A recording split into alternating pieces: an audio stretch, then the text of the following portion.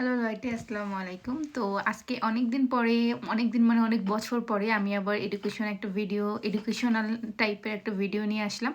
তো এইটা বেসিকলি আমি জানি না আমি কেন বন্ধ করে দিছিলাম, বাট আমার সেই পুরনো ভিডিও দেখে আমার অনেক জুনিয়ররা আমাকে ইনবক্সে টেক্সট করতেছে। তো সেই বিষয় নিয়েই আমি আজকে কথা বলবো। আজকের টপিক হইল আমাদের অ্যাজ এ এইচএসসির পরে আমাদের হাউস বিল্ডিং ভালো হবে না ব্যাচেলার করতে আসা আসলে লাভজনক। তো আমি এইগুলো আমার ক্ষুদ্রজ্ঞান থেকে আমি আজকে আলোচনা করব, আশা করি সকলের ভালো লাগবে। তো লেটস শুরু করা যাক।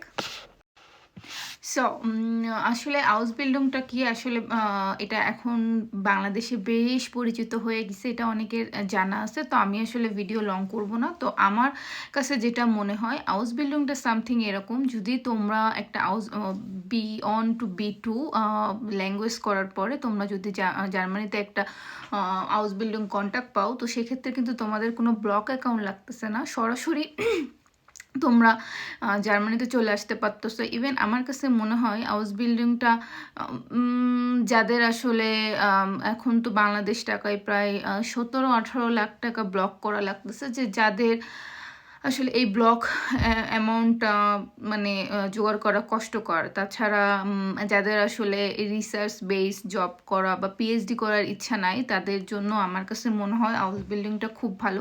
কারণ এটা না তোমাদের একটা ক্যারিয়ারের আসলে একটা সিকিউরিটি থাকে। যেমন ধরো তুমি একটা কোম্পানিতে হাউস বিল্ডিং করতে আসলা, তুমি কিন্তু মানে মনে হয় কিছু টাইম হলো তোমাকে কাজ করতে হবে, আর কিছু টাইম তোমাকে ওই কোম্পানির সাথে কাজ করতে হবে, এবং কিছু টাইম তোমাকে স্কুলে যেতে হবে। তো এই ক্ষেত্রে হয় কি, তুমি কোম্পানির কিন্তু প্রায় সকল কাজ জানতো।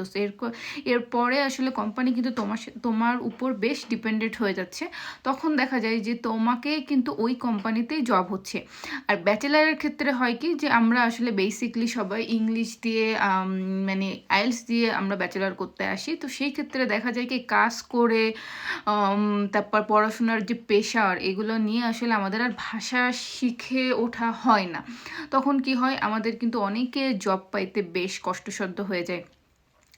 তো আমি বলবো যে যাদের আসলে পিএইচডি বা রিসার্চ টাইপে জব করার ইচ্ছা নাই, বা মোটামুটি মানে তাদের আমার মনে হয় হাউস বিল্ডিংয়ে যাওয়া উচিত। কারণ এটা কম্পারেটিভলি ইজি। হাউস বিল্ডিং কিন্তু আমাদের দেশে একটা ধারণা আছে, হাউস বিল্ডিং,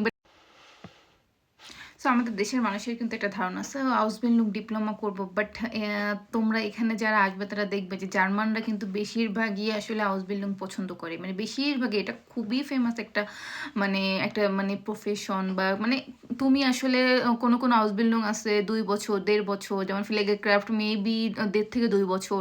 নার্সিংটা কিন্তু অনেক হাই পেইড, তোমার অনেক টাকা স্যালারি। তারপর এখানে আরও অনেক মানে আইটি সেক্টরে কিছু কিছু হাউস বিল্ডিং আছে যেগুলা কিন্তু বেশ ভালো, আর খুব ভালো স্যালারি।